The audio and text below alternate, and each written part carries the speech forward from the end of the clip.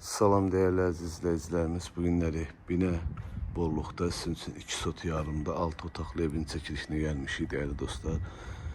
Evimiz paket qupçalıdır, hipotekaya yararlıdır. Evimizin alt mərtəbəsi istipoldu. Burada girişdə koridorumuzdur gördüğünüz kimi. Bu hissədə bizim bir belə bir otağımızdır. Bu ikinci otaqdır değerli dostlar. Bu hissəsi də garajdır.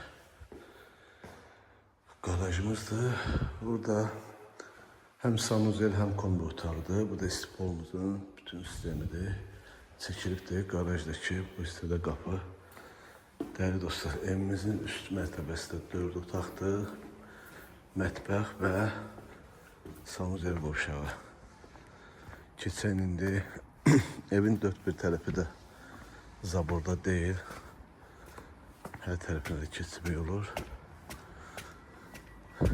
Değerli dostlarımız, girişdə belə bir koridorumuz. Burada sol tərəfdə bizim mətbəximizdir. Burada bizim qonaq otağımızdır. Qəşəng geniş. Burada bir yataq otağıdır.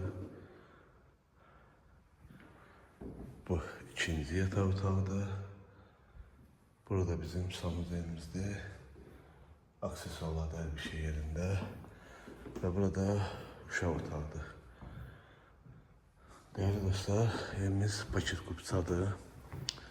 Torpağa da evin də qupçası var. İpotekaya yararlıdır.